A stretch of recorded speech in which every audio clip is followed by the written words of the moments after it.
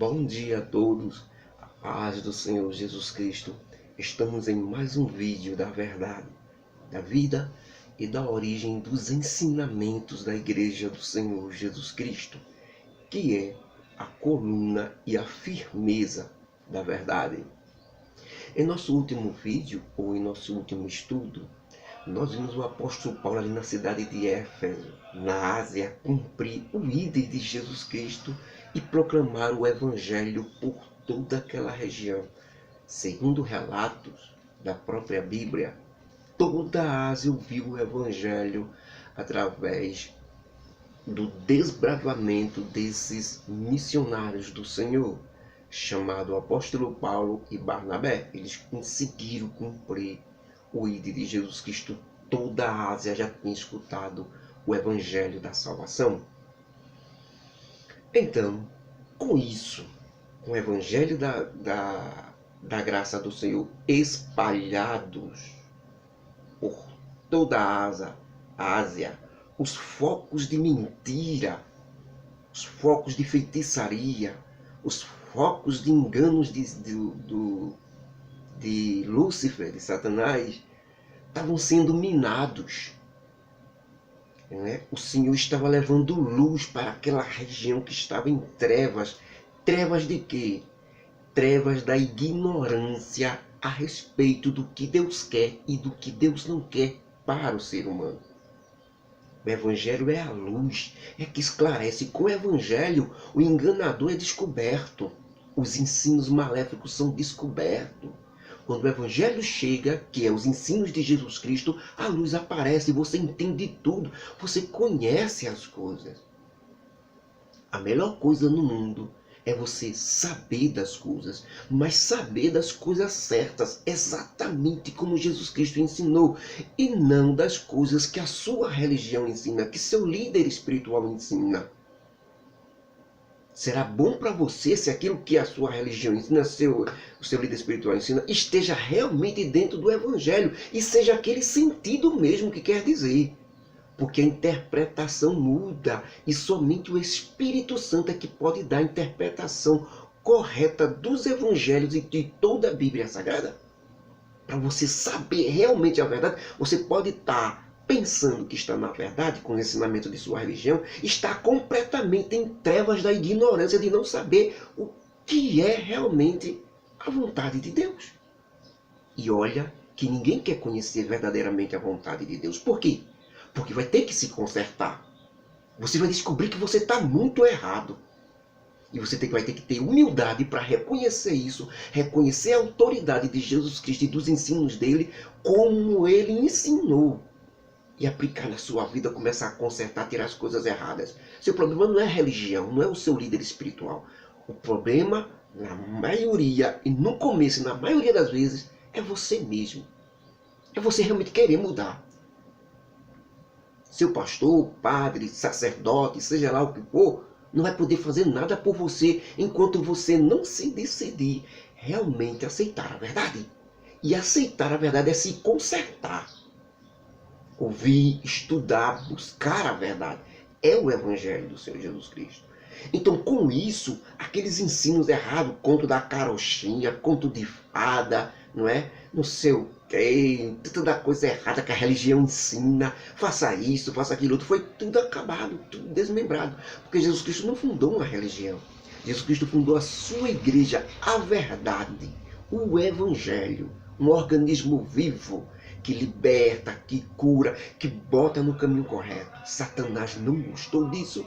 E ali mesmo na Ásia começa a fomentar os primeiros focos da perseguição mundial que vai haver contra a igreja do Senhor Jesus Cristo, que nós vamos acompanhar. Esta grande perseguição é chamada pelas pessoas e conhecido nos livros de histórias que nós estudamos normalmente como a perseguição aos cristãos. Eles chamavam de cristãos. Nós e o Senhor Deus chama de igreja. Nunca de cristão. Igreja. Certo? Mas ele chamou de cristãos. Porque aí ainda era igreja pura. Mais na frente nós vamos ver que houve depois que ela cresceu, que assumiu o poder, quando chega a poder, chega o que não presta. Chegou poder e dinheiro, chegou que não presta. Aí surgiu várias religiões dentre da igreja verdadeira, saiu várias religiões, mas a igreja permaneceu intacta, ninguém conheceu a igreja. Permaneceu ali, pelo mundo, pregando o verdadeiro evangelho, mas as grandes religiões, que são chamadas hoje de religiões cristãs, nasceram da corrupção, do terror, da covardia, da miséria, da ganância e do poder que Roma deu. Satanás conseguiu fazer com que a religião fizesse uma imitação da verdadeira igreja do Senhor Jesus Cristo, que é o chamado cristianismo. Uma imitação barata, mas que tomou proporções mundiais e está até os dias de hoje. Trunfo de Satanás. Mas a igreja ainda está ali, firme e forte. Pequeno, número resumido, número pequeno, mas firme e forte nos ensinos de Jesus Cristo. Não abandona de jeito nenhum. As religiões, o cristianismo que siga com suas mundanices, a igreja continua no seu dever. Então Satanás fomenta já com grandes focos. O imperador de Roma na época, que era Calígula, foi morto pela guarda pretoriana. A guarda pretoriana era a guarda pessoal de todo o imperador romano, que governava em nome de César. No lugar de Calígula, sobe ao trono Cláudio César. Bem mais moderado, menos animalesco do que Calígula, porque Calígula era uma besta humana em pessoa. Que você e ele é até considerado um dos anticristos. Porque anticristo, o verdadeiro anticristo, vai ser no Apocalipse. Mas até chegar ao verdadeiro anticristo, a Bíblia diz que muitos se fizeram anticristo. Quando o homem, como Hitler, por exemplo, tinha as atitudes de Hitler, ele é considerado um dos anticristos. Ele não é o anticristo verdadeiro, mas é considerado um. Por quê? Por causa das suas ações animalescas, fora da humanidade, má, terrível. Hitler tinha atitudes de um verdadeiro animal e não de um ser humano. Grandes homens que fizeram, pintar e bordaram, né, esses grandes homens que os homens têm na história mundial, principalmente comunistas, que não dão valor à vida, certo? Todos que torturam, matam e fazem o que não presta são considerados anticristos. Todos os que fizeram genocídios, morte de milhões, que provocaram a morte de milhões, são considerados anticristos. Todos que fazem maldades em excesso, porque há maldades em excessos e há terrores e há atos animalescos, fora do raciocínio humano, que nós chamamos de não de pessoas, mas como se fosse um animal, raivoso, mau e terrível. São chamados de anticristos, até a chegada do verdadeiro anticristo, que será no Apocalipse. Então Calígula foi um desses. E Cláudio César pode ser considerado um anticristo? Ele foi mais moderado do que Calígula. Porém, defendeu a sua religião, defendeu os deuses e promoveu a grande perseguição à igreja do Senhor Jesus Cristo, que eles chamavam de cristãos. Primeiro ele proibiu logo os judeus. Por que os judeus? Expulsou todos eles da capital, Roma, porque ele achava que estava dominando ali. E os judeus, pela lei de Moisés, pela Torá, não podiam adorar imagem de escultura. E todo o império foi feito em cima de adoração à imagem de escultura, porque o mundo humano de ideias pertence a Satanás, foi entregue a Satanás. Por isso, todos os impérios que foram forjados e se levantaram foram baseados em cima de imagens, de esculturas, de adorações a religiões e a deuses falsos. Nunca o Deus verdadeiro. E a Torá, a lei de Moisés, que era dos judeus, proibia imagem de escultura. E Roma era um panteão de imagem de escultura de deuses falsos. Junto com a Grécia, junto com Babilônia, junto com todos os outros países e religiões do mundo. Apenas Israel, os judeus, não tinham imagem de esculturas, porque tinham a lei de Moisés que proibia tal. Mesmo assim, ainda desobedeceram e fizeram um monte de imagem de escultura durante o decorrer do século. Depois que Deus puniu eles lá em Babilônia, nunca mais, de lá para cá, os judeus nem quiseram ver imagem de escultura na vida deles. Seja do que for, de animal, seja essa historinha de venerar, é história de boi dormir, isso é conto de Satanás. Não, isso aqui eu só uso para venerar. Venerar é adorar, é pedir, é achar que aquela imagem de escultura, a pessoa que representa aquela imagem de escultura vai ajudar você. Quando na verdade é uma grande mentira de Satanás.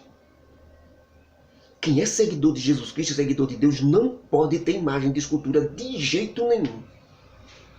A maior prova de que é de Deus é quando não tem imagem de escultura. Quando tiver imagem de escultura, porque não é de Deus. Nós vamos ver isso aqui. O Evangelho ensina, a igreja ensinou isso. A verdadeira igreja ensinou isso. Então o Cláudio César já vai, então começa, ali já estamos no reino, no reinado do imperador Cláudio César, e começa a fomentar ali os primeiros focos da grande perseguição que vai acontecer contra a igreja do Senhor. Um dos maiores focos que aconteceu foi justamente na cidade de Éfeso, onde tinha um cidadão chamado Demétrio. Nós no último estudo vimos 2 oradores profissionais. O que é um orador?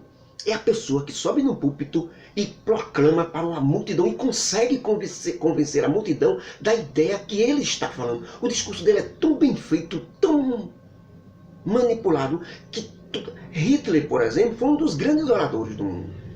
Hitler conseguiu levar a Alemanha nazista num grande massacre endemoniado por toda a Europa, principalmente contra os judeus. Mas será que Hitler, com um discurso bonito, aquela coisa toda, conseguiu mobilizar uma nação inteira para fazer o que Satanás queria? Claro que não. Claro que nas pessoas já existe a maldade. Claro que os alemães que escutaram Hitler tinham um sentimento de que eram superiores. A raça ariana proclamada por Hitler não foi só dele, não nasceu só dele. Toda a elite alemã ali se achava superior às outras raças. Seja do que for, pela cor da pele, pelo intelecto, pelos olhos azuis, pela cor.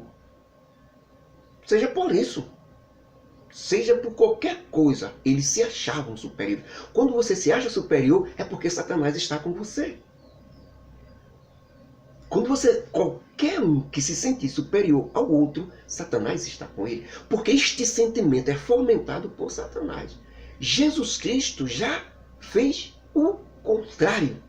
Jesus Cristo disse que você se sinta inferior ao outro.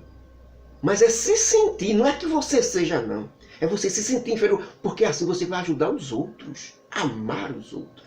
Quando você se sente inferior aos outros, você tem condições de ajudar, condições de amar. Se você se sentir superior aos outros, você não vai querer ajudar, porque você se acha superior. Isso é de Satanás. Então Hitler era de Satanás. A maioria dos alemães daquela época era de Satanás. Propriedade exclusiva. E assim muitos e muitos massacres que aconteceram na história da humanidade, em todas as épocas e condições, até dentro do cristianismo mesmo, era de Satanás. O massacre de outras pessoas porque não queriam ser cristãos, os que mataram, né, que não queriam a sua religião, o sistema católico, por exemplo, lá em Roma, que matou e assassinou todos aqueles que não queriam fazer parte do sistema de Roma, do catolicismo romano ali na cidade de Roma, que mataram, é de Satanás. Quem faz isso são atitudes de Satanás. Nunca pode ser de Deus, porque Deus ensinou o contrário.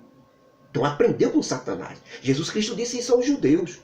Vocês estão fazendo os ensinos de Satanás, porque foi assim que Satanás ensinou.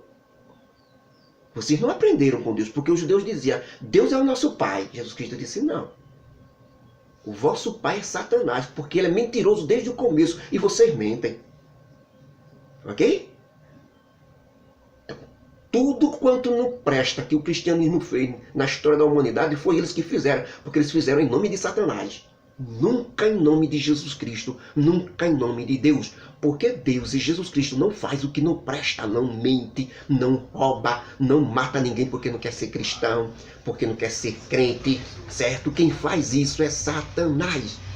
Quem fez isso dizendo que estava fazendo a guerra santa em nome de Jesus Cristo é de Satanás, é mentiroso.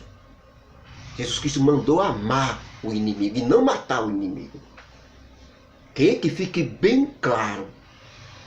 Todos de Satanás. Somente quem faz o bem é de Jesus Cristo. Dois oradores, Demétrio e o escrivão da cidade de Éfeso. O primeiro, Demétrio, vamos ver. O primeiro orador, grande orador, Demétrio, ele fazia as coroas de ouro da imagem de escultura da Diana dos Efésios. Havia na cidade de Efésios, naquela época, uma divindade chamada Diana, uma imagem de uma mulher que era considerada a rainha dos céus e mãe dos deuses. Qualquer comparação com os dias de hoje é mera especulação. Os irmãos, as pessoas que estão me ouvindo, podem fazer suas comparações. Mas era ali, na cidade de Éfeso, está registrado, Diana dos Efésios. Muito venerada, muito adorada. A imagem dela era enorme e havia outras imagens pequenas. Demétrio fazia as coroas de ouro que se colocavam na cabeça da imagem de escultura. Certo? E havia outros profissionais escultores que faziam imagens menores. E todos eles ganhavam bem fazendo as imagens, fazendo as esculturas, não só da grande Diana dos Efésios, dali da cidade de Efésios, dos efesianos, mas muitas outras divindades que tinham imagens de fulano, de cicrano, que eles tinham como deuses, Dionísio, Apolo, não sei quem, certo? Mas a Diana era a principal da cidade, era a rainha dos céus, a mãe dos deuses. O que é que acontece? Com o evangelho chegando, as pessoas começaram a deixar a Diana dos Efésios e os efesianos começaram a se converter a Jesus Cristo, que não precisava de imagem de escultura, não precisa que ninguém ganhe dinheiro com as imagens dele, porque ele não tem, ele não deixou e ele proibiu imagem de escultura. O que é que acontece? O povo ali de Efésios, que também praticava artes mágicas, além dos escultores ali, começaram a jogar fora todas essas baboseiras que tinha, signo, horóscopo, adivinhação, e supersticiosos demais. As trevas foram jogadas dentro da, fizeram uma grande fogueira e queimaram tudo. Com o abandono das imagens de escultura, os escultores e Demétrios começaram a perder dinheiro porque não vendiam mais, que o pessoal estava se convertendo. Né? O que é que acontece?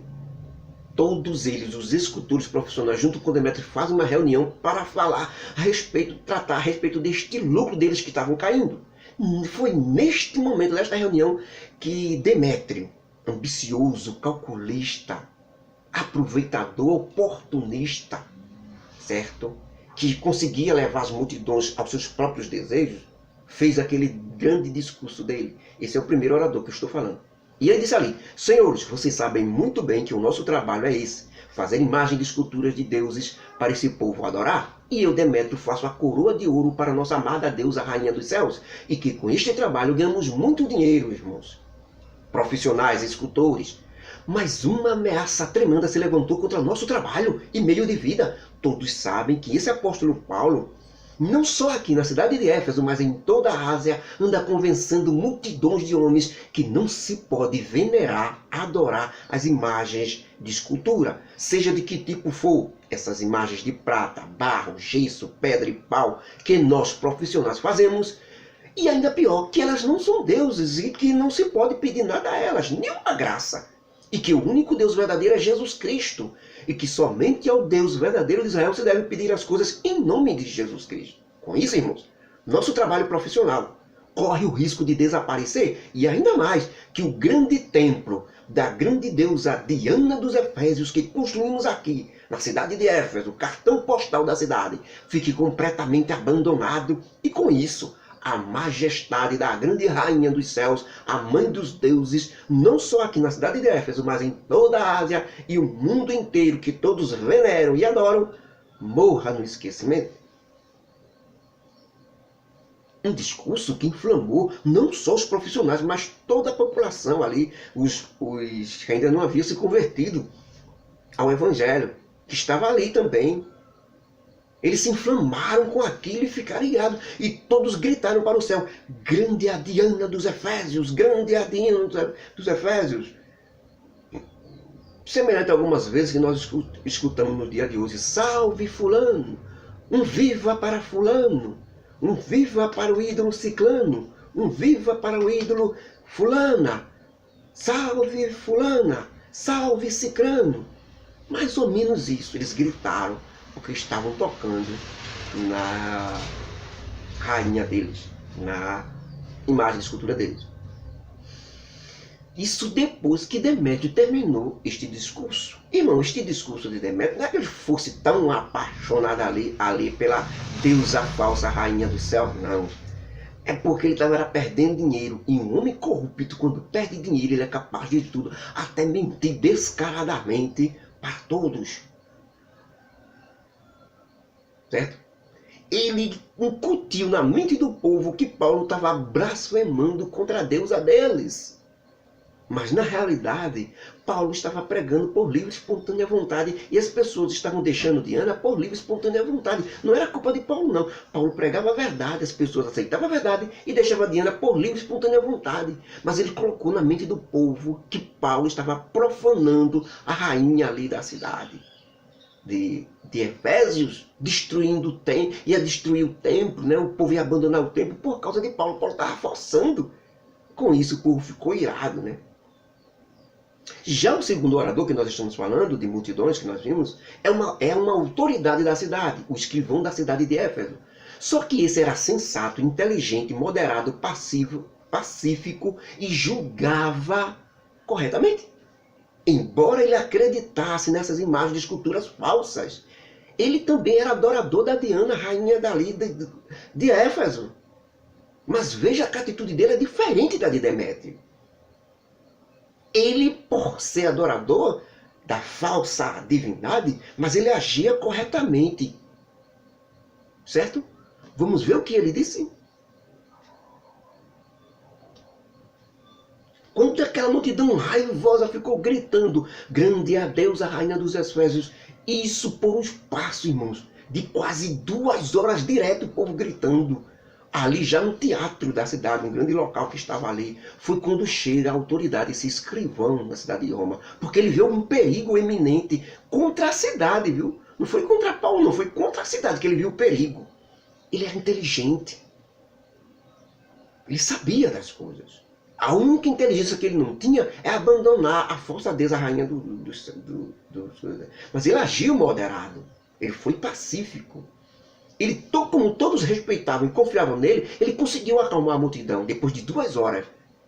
E ele discursou em nome do imperador César. Ele disse: irmãos da cidade de Éfeso, quem aqui não sabe que os cidadãos de Éfeso somos os guardadores do templo da grande deusa mãe, rainha dos céus, Diana dos Efésios, e das suas imagens de escultura, que desceram de Júpiter, o nosso Deus, e que ninguém pode dizer que isso é mentira?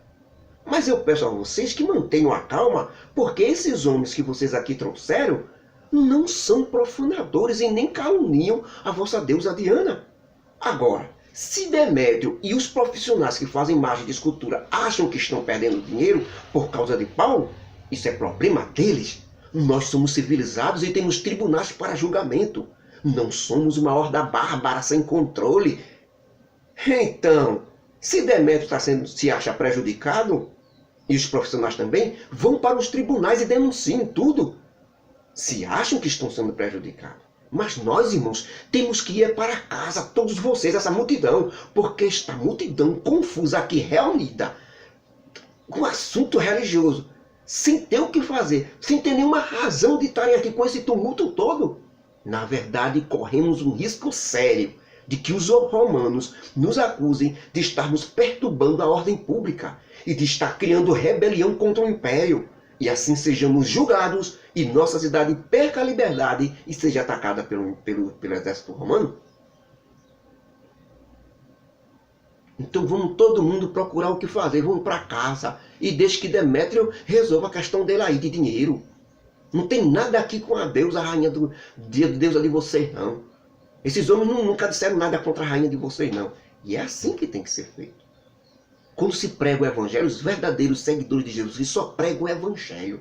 Eles não querem nada com as religiões, com as imagens de escultura das religiões, não. Não perdeu nada com isso, não querem nada com isso. A única coisa que eles querem anunciar é Jesus Cristo e a luz do evangelho, aquilo que tira as trevas. As pessoas que são das religiões é que têm que perceber esta verdade. Elas têm que decidir. E não nós de estarmos falando de imagem de escultura. Nós só precisamos falar o evangelho somente. Somente os ensinos de Jesus Cristo devem ser falados. Quem está escutando é que vai decidir se segue ou não. Depois desse excelente discurso do escrivão da cidade, que também era um ótimo orador, todo mundo pegou seu beco, foi para casa, aquela bagunça toda acabou, aquela rebelião toda acabou, Demétrio ficou triste porque não conseguiu, que o objetivo dele com aquela multidão toda era caçar Paulo, prendê-lo ou matar. Certo? Que na verdade era Satanás que estava por trás de Demétrio, né? Mas não conseguiu porque todo mundo foi para casa e pensa que Demétrio foi para o tribunal para denunciar Paulo? Foi não. Sabe por que Demétrio não foi? Porque Demétrio sabia que as pessoas estavam se convertendo porque queriam, por livre e espontânea vontade. Eles estavam abandonando a rainha dos céus, a mãe dos deuses, né? A venerada da cidade de Éfeso, estavam trocando por Jesus Cristo e pelos seus ensinamentos, por livre e espontânea vontade. Nenhum tribunal ia dar ganho de causa a Demétrio porque ele estava perdendo dinheiro, porque as pessoas estavam deixando passivamente, livre e espontaneamente isso, e estavam deixando de comprar as imagens de escultura dele. Então, depois disso, o apóstolo Paulo chamou os discípulos, abraçando, se despediu e saiu para Macedônia ao encontro de Silas e Timóteo. E andando por aquelas terras, ensinando muitos irmãos sobre o evangelho, chegou até a Grécia. Ali, ele passa 3 meses. Mas os judeus, sem querer aceitar que Jesus Cristo é o Messias, começaram a fazer ciladas para matar Paulo. E com isso, Paulo sai dali e, com forte desejo de ir para a Síria, achou melhor seguir direção do Espírito Santo e voltar para Macedônia. E acompanharam Paulo nessa viagem os ilustres Sópatro, da cidade de Pérea, muito conhecida, que era filho de Pirro. Também foram os discípulos Aristarcos e Secundo, da cidade de Tessalônica. Também Gaio, da cidade de Derbe, e Timóteo, bem como Silas também, e Tíquico. E Trófimo, da Ásia. Todos estes irmãos nos precederam, foram na frente esperando na cidade de Troade por Paulo. Depois da festa dos pães árvores, navegamos de Filipos e finalmente encontramos esses irmãos no porto de navios, em Porto, onde passamos uma semana. E estando nós no primeiro dia da semana, reunimos no cenáculo e fomos partir o pão, a cerimônia da Santa Ceia, deixado em memória pelo nosso Senhor Jesus Cristo. E Paulo, que iria partir logo cedo, presidiu logo a cerimônia de Santa Ceia, dando o primeiro discurso. Só que o discurso, ele se prolongou muito, foi até a meia-noite. Tíquico, um jovem, Eutico, um jovem, que talvez fadigado, cansado durante o dia, deve ter trabalhado, teve muita movimentação durante o dia, então estava muito fadigado. Quando chegou a meia-noite, ele já estava exausto. Só que ele estava sentado na janela do prédio, que era de um 3º andar. Ele, muito sonolento, acabou dormindo, e quando dormindo ele caiu ali do 3º andar, caiu embaixo e já foi considerado morto. Quando os desceram para pegar ele já estava sem vida. Avisaram automaticamente a Paulo. Paulo desceu, chegou embaixo, abraçou Eutico. Quando abraçou Eutico, ele disse para todos que estavam ali, preocupados, desesperados, provavelmente a família de Eutico, estava desesperada por aquele trágico acontecimento. Paulo abraça ele, sente ele e diz: não fiquem desesperados, porque a vida está nele. Com isso, subiu com ele até o cenáculo, lá no 3º andar de novo, e continua o discurso que vai até o outro dia de manhã. Quando Paulo termina, quando o apóstolo Paulo, de manhãzinha, quando amanheceu, já foi embora, e os discípulos levaram Eutico vivo, ficaram super felizes, contentes e muito confortados com aquilo. Depois do acontecimento de Eutico, os discípulos de Jesus Cristo que seguia Paulo saíram de navio ali do porto. Paulo já tinha ido a pé e foram para Assós, que era o local estabelecido pelo apóstolo Paulo para se encontrarem. Assim que ele saiu cedo de manhãzinha, porque Paulo também foi para lá por terra e a pé. Por que motivo nós não sabemos, mas ele foi à terra, por terra e a pé. E os discípulos foram de barco. Quando o apóstolo Paulo se encontra com os discípulos já no porto de Assós, sobe no barco com os discípulos e vai direto para Mitilene. Dali navegaram no dia seguinte para Quios. Já no outro dia chegaram a Samos.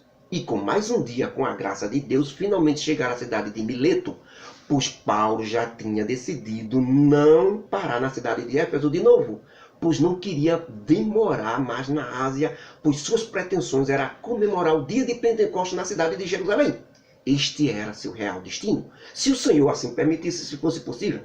Então, para não ir a Éfeso, o que é que Paulo faz? Ele mandou mensageiros, já estava no porto ali perto da cidade de Éfeso, mas mandou mensageiros chamar os presbíteros e bispos, os líderes da igreja local, para virem até o porto onde eles estavam para se despedirem.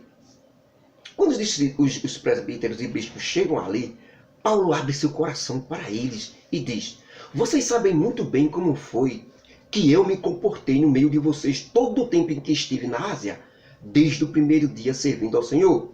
Isso, irmãos, porque a evangelização da Ásia já tinha se completado. Todos ali já tinham escutado o evangelho, missão cumprida. Depois de 3 viagens missionárias, Paulo conseguiu pregar todo mundo conhecido ali o evangelho. Certo?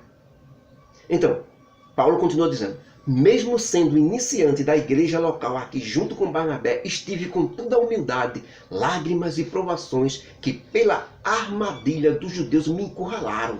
Mas eu jamais deixei de anunciar coisa alguma que fosse proveitosa para vocês. Nem parei em momento algum de ensinar publicamente ou de casa em casa, falando com toda a ousadia, tanto para judeus como para os gregos. Falei sempre sobre o arrependimento para com Deus e da fé no nosso Senhor Jesus Cristo. E agora, muito triste em meu espírito, vou para Jerusalém, não sabendo o que ali me acontecerá. Mas o Espírito Santo de Deus vem me alertando de cidade em cidade sempre, que me aguarda cadeia, prisões, tribulações e sofrimento. Porém, em nada eu tenho a minha vida como preciosa, e não vou lutar pela minha vida, porque não tenho mais ela. Minha vida pertence ao Senhor Jesus Cristo.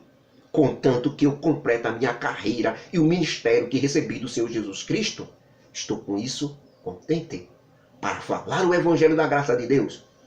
Tenham cuidado, muito cuidado, vocês presbíteros e bispos que ficaram aqui, que lideram o rebanho de Deus aqui em Éfeso, que é a sua igreja. Os verdadeiros seguidores de Jesus Cristo são a sua igreja. Pois foi sobre essa igreja que o Espírito Santo colocou vocês como pastores para guiá-los, como se fossem pastores que guiam o rebanho.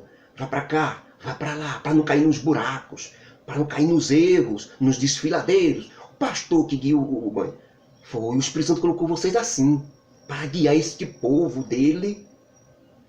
Tenham muito cuidado, abram o olho de vocês, porque o Senhor comprou eles com sangue.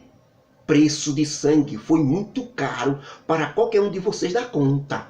Por isso, muito cuidado com esse povo.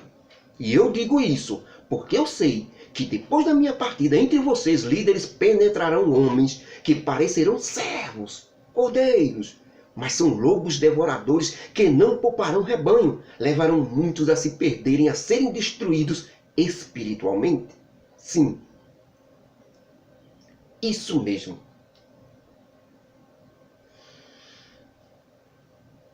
Exatamente os líderes, pastores, certo? Líderes mercenários, proveito, através de dinheiro, né? Vão querer ficar sem trabalhar, ter um salário grande, ter luxo. E que entre vocês mesmos, os pastores, se levantarão homens, falando coisas pervertidas, para arrastar os discípulos juntos com eles. Por isso é que falo com toda a ousadia, que estou livre do sangue de todos vocês. Falei o evangelho puro e humilde. A minha responsabilidade foi cumprida, porque jamais deixei de vos anunciar todo o desejo de Deus, que foi revelado a mim Agora eu, apóstolo Paulo, pela graça de Deus, sei que todos vocês, por quem eu passei e vivi pregando o reino de Deus, não verão mais o meu rosto. Por isso que falo com toda a ousadia que estou livre do sangue de todos vocês. Portanto, eu, Paulo, digo a todos vocês, presbíteros, líderes, vigiai. Lembrando a todos vocês que por 3 anos, de noite e de dia, não cessei de ensinar e tranquilizar todos com lágrimas a cada um. Agora, que não posso mais estar aqui, recomendo a vocês que sigam sem reclamar o Senhor e a palavra da sua graça, que é o Evangelho. Que vocês se firmem nela, na palavra de Jesus Cristo, porque ela tem poder para edificar e dar herança para todos os que são santificados. E eu, Paulo, tenho mostrado que em tudo, até os líderes podem trabalhar com suas próprias mãos, como eu trabalhei normalmente todos os dias, para me sustentar e sustentar aqueles que estavam comigo aqui na cidade de Éfeso com vocês. Eu não precisei do dinheiro de vocês, eu não dependi de salário da igreja. Vocês não me bancaram, eu com as minhas mãos me banquei, trabalhei, para que assim eu possa dizer, aquele que não quiser trabalhar também não coma. Como eu poderia fazer isso se eu ganho salário da igreja? Se eu não trabalho? Então eu trabalhei com as minhas mãos, eu, como pastor, como líder, trabalhei com as minhas mãos, para mim e para aqueles que estavam comigo. Vocês não gastaram nada comigo. Estou livre. Sem depender de salário da igreja. Provei que assim é possível socorrer os necessitados que precisam de comida e não construir templos, ter casas luxuosas, carro de luxos, verdadeiras mansões e muito dinheiro no banco. Não. Isso não é para o líder da igreja, não. Isso é para líder de religião, de denominação. Da verdadeira igreja, os pastores verdadeiros da verdadeira igreja não têm essas coisas, não. Eles trabalham e ajudam. Por isso que eu, Paulo, digo, é preciso socorrer os necessitados que estão passando fome. E assim recordar as palavras do próprio Senhor Jesus Cristo quando disse, melhor coisa é dar do que receber. E ainda mais, vocês sempre vão ter os pobres convosco. Sempre vai existir alguém passando fome. Sempre terão que ajudar. Essa última parte, irmãos, foi eu que acrescentei. Porque o Senhor Jesus Cristo também disse isso. Então, eu juntei com o que Paulo disse, melhor coisa é dar do que receber. Mas se o pastor não trabalha, já ganha da igreja. Ele não tem fruto das suas mãos para dar. Aí usa aquele termo mesquinho que diz, o trabalhador é digno do seu salário e o ministro é digno do salário de Deus.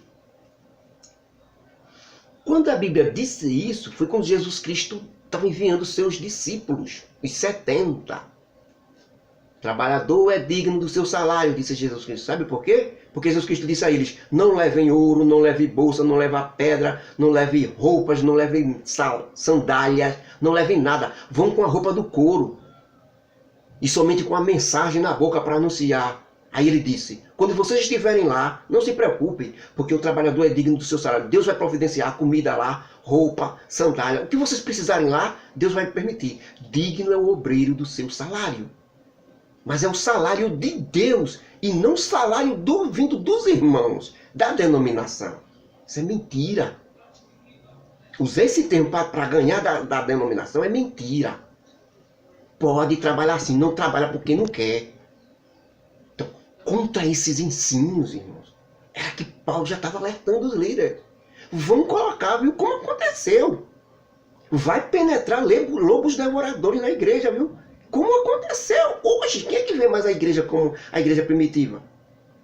Onde os pastores trabalhavam e ajudavam os necessitados. Difícil. Muito difícil. Por quê? Porque penetrou os lobos devoradores. Como Paulo disse, depois da minha partida, depois que ele morresse...